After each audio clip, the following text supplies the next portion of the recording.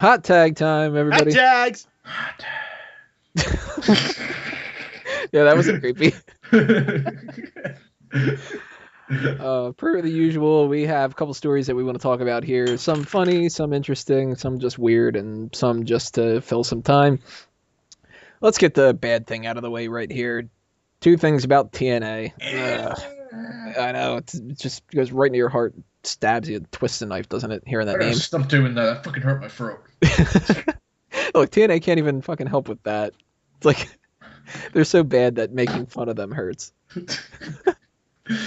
So TNA dropped Hernandez and Kazarian from their roster, meaning they have virtually nobody left that they used to build up and spend some time into. And they almost had a walkout from their normal non-roster people because they were late on paychecks for even like the standard people that are responsible for the shows. And then they had to rush a whole bunch of payments and everything like that. Apparently money is as tight as ever in TNA. Yet What we do you want still to? keep What do you want hearing. to bet with all those chicks bounce? Like they were written with like crayon and like on fucking construction paper. They're like, here you go. They're giving them fucking monopoly money, and they're like, but I might need that back too because we really need to pick up Boardwalk. They're still adding more people to the roster though, and it's like if you don't have enough money to pay for anybody, like, God, this TNA is just so fucking. This is ridiculous. They just need to die. I've been saying that for a long time, but man, they really just need to. Like, when are they gonna just fold up, give it up, and just go under? I don't know. Sean, your thoughts on TNA? Nah. I can remember when TNA used to be a thing. Used to be being the word. But yeah, if I weren't getting paid, I wouldn't be working for that fucking shitty company. I'd be going off to bloody what's his name, Jeff Jarrett's new fucking company whenever that's gonna be fucking coming around. Yeah, they don't really have much going for that, and they still have much more going for that than TNA does. Yeah, they have much more news coverage anyways. Fuck TNA. Wago? Just so like one of the reports I read is the reason they're getting rid of guys like this is so they can bring in workers that'll work for like half the money, which is all fine and dandy. But like most of the guys on the independent scene suck right now. There's no one that stands out as someone that's a must-have. At least when you had Frankie Kazarian and Christopher Daniels, you had an act that was over. You knew both could go, and the fans were invested in them. So it's just a stupid move on my, as far as I'm concerned. Hey, But the company's dying, so whatever. North Fernham is the bee's fucking knees. Yeah, I suppose they got Nov. Actually, do they have Nov? Is he gone too? I think he's gone. I think they Uh, probably went somewhere else. they don't even have Nov money. It's like, guys, conference table. I don't know if we're gonna be able to afford Nerf anymore. Yeah, yeah, I think we get his brother is cheaper. His name Nerf. Nerf Fornum. Wago. Oh, not Wago. You already went. Peyton. I have nothing more to add about TNA, man. None of this comes as even the least bit of shocking. We've been hearing about these money problems for years. I think I nominated like a year ago just to stop talking about TNA, and since then, there's been like no good news. Not even like one modicum of possible shining light for them. So I really. I'm shocked they made it this long. It's like the Yeah, best news that they ever get is like, well, last week when we hit our lowest ever, we didn't do it this week. We went yeah, up 0.01. yeah. The only time you actually hear us get excited is when we get to make fun of Samuel Shaw. Samuel Shaw. Samuel Shaw. Samuel the Whale. Let's move on to WWE because fuck TNA. WWE 2K15 has been pushed back to around the WrestleMania time, and I'm not really sure when it comes to video games a lot of this stuff. I know that for films you have like the summer movie rush, and you try to get like awards movies in December and that kind of a holiday thing. But is there something for Yeah. video games around that? No, video games is holiday season. You look for an October or November or at the latest early December release. Hmm. So they're going like the exact opposite. They're going for like spring break That's not a good video game season. That's where like the crappiest video games come out. That's like when Nintendo releases games. Why are they necessarily crappy? Well, no, it's just like, like you don't get good movies in January. You don't get good games in April or May. Yeah, they plan to release it when they know they're going to get the sales. Just smart business. Summer, because people are off from school, and right before Christmas. Yeah, because they're fat fucks and they like to fucking play video games. So if they release it around WrestleMania, though, I assume that they're planning that the WrestleMania season will be enough to boost that. But I don't know. That kind of makes me think that they're not thinking this through because they already have enough stuff going on for WrestleMania. Yeah, just like they thought it was going to help the WWE Network. It might have helped that, but that makes more sense to me. Then the video game thing is a little bit more like you already have a built-in fan base, and they're the people that are really going to be following the WrestleMania stuff. So, I mean, somebody like me, I don't play video games. I don't really have the chance to, and I never was like the biggest gamer anyway. But if I were somebody who was buying the video game, I would buy it no matter when it would come out. Just the same as I do with movies. I mean, opening night on a movie is the night when I'm going to go. But I don't know. To me, that doesn't really make a whole lot of sense, unless maybe they're having some kind of issues and they figured, what do we either rush it and have it suck, or do we just wait until WrestleMania? That's the only thing I could see justifying this. What do you guys think? I think it just got delayed for one reason or another, which is kind of ridiculous because the last game they put out, 2K didn't put a lot of work on. It was basically a finished game that Ukes had made, and they just took it and put some of their own titles on it, and that's it. Like this was supposed to. Finished is a very loose word for that. No, exactly. This was supposed to be the first big game that was fully made by 2K, and it was supposed to completely change the way we've had these freaking wrestling games because they've basically been the same since like what 2004, 2003. We've basically been in the same wrestling game, so I guess maybe they want to make sure it's right. They want to make sure they're doing everything the best that they can. They want to take that extra time. That's cool. The fact that it ended up around WrestleMania, I think, is just coincidental. Like, they saw it was ended up around the time. It was like, oh, it could be a WrestleMania thing. Yeah. What do you think about this, Sean? As a gamer, is that going to be... As long as they fix their servers, I don't give a shit. Fucking online on that fucking game is fucking abysmal. Fuck me, I can move faster than that. True that. Wago, any other thoughts?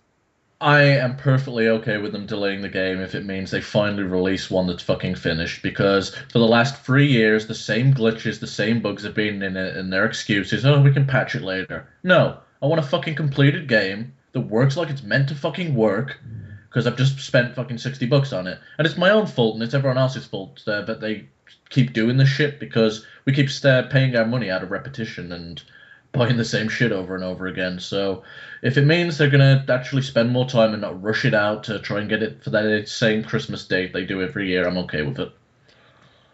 See, I don't know, these games they never really appealed to me, even when I was a wrestling fan and a gamer at the same time.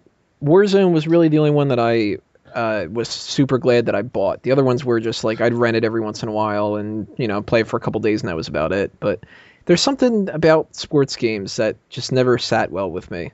Maybe it's like I know that I'm not actually doing the stuff in there and that I could do some of it. Like I could go out and play football or whatever. So like get yourself a Kinect. Yeah, true. Peyton, any other thoughts you haven't touched upon yet? I mean, I could talk for days about wrestling video games, so let's just move on. All right, another WWE story. Actually, the two ones that we have left are both injury-related. Let's go with the smaller one first. Roman Reigns suffers a gash above his eye. This looked pretty nasty. That had to hurt like hell, and I'm sure he's going to get a shit ton of stitches about it. I don't think that he would end up losing any time or anything like that, but he might. I mean, that looked pretty bad. Sean? Just put it this way, it's not a cut you get from shaving your eyebrows. And Sean knows a thing or two about shaving your eyebrows. Down fucking I do. I lost my eyebrows once at a house party. Never again. Never fall asleep. Oh. We have a couple people that should shave their eyebrows. Wago, what do you think about this injury? I personally, as someone that watches a lot of MMA, when a guy gets a gash that's somewhat similar to that, they won't even clear them to train for a few weeks until they're after like checked by a doctor again, because a simple knock can pop that right open. So I'd say keep him out of the ring as long as they can until the pay-per-view and let it heal up properly. They've got Dean Ambrose and Seth Rollins, so they don't need to have Reigns wrestle. Just have him throw a few spears now and again. Peyton? All right, listen, I need to speak directly to Roman for a second. Roman, I know you're sexy, and I know you got the same blood in you as The Rock, but you're still too young to be trying to do the people's eyebrow, okay? Save it for the professionals. Your time will come. That's all.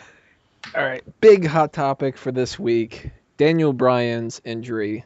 There hasn't been a whole lot of stuff that we can really solidly know what's going on. I mean, we're recording this on Wednesday night for this week instead of the normal Friday night. So this Thursday surgery that's supposed to happen, no details have emerged about that since it hasn't happened yet. But we will obviously keep you guys informed on that kind of stuff if we find out anything.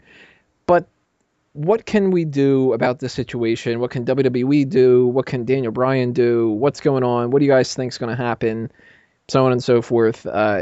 Is this going to be a situation where Team Tony Mango gets fucked over again with their champion and has to get injured and vacate the title? Or are they going to be able to salvage this, keep the title on him, and just skip a pay-per-view? What do you guys think is happening? Sean? Right, what I would do is I would get an interim champion, somebody just to hold the belt until Daniel's fit, like a Cesaro who can hold the belt until he comes back, and then have a triple threat with whoever, and Daniel Bryan and Cesaro and whoever, and yeah, that's what I would do. Way go. If WWE do that, it's another thing. Yeah, as far as Daniel Bryan goes, I'm okay with doing an interim belt, but if he's going to be out longer than 2 months, then he should just vacate the title. There's plenty of guys that can fill that spot. Bray Wyatt's already in a main event feud with John Cena, so you can tie him into it and have the belt go on him. Cesaro's not doing too much, and he could use a career restart after his current situations kind of fell flat with Heyman. Kane makes a lot of sense too because of their feud, and Daniel Bryan can do the underdog, overcoming the odd storyline and taking out Kane again. And if WWE really hates those ideas, you can always fall back on John Cena. The only thing I don't like about that is I don't want Daniel Bryan and John Cena's path to cross until WrestleMania next year. And the only other guy who really makes any sense if they can get him back is CM Punk, but I don't see that happening. So I don't know what you're going to do, which is plenty of choices if he's going to be out too long. Peyton? Well, I think the obvious choice here is the person who's getting more heat than anybody, Lana. He'd be a great champion. I don't know what you do in this. I don't think we need to. I think we need to see what his situation as far as rehabbing is going to be. I don't think we should just be so quick to pull it off of him. I don't even know if that's what they're going to do. What if I think maybe if he ends up looking like he might be okay after the first few days, maybe they're going to be like, we're going to make Daniel Bryan defend at Payback no matter what. And then it's going to be the story about, well, Daniel Bryan's not going to be ready, and maybe he will be ready, and he'll just be fine. And then he'll overcome the odds once again, because Daniel Bryan is going to be the new Superman. You know what I was actually thinking when I first heard about this injury? I don't believe it.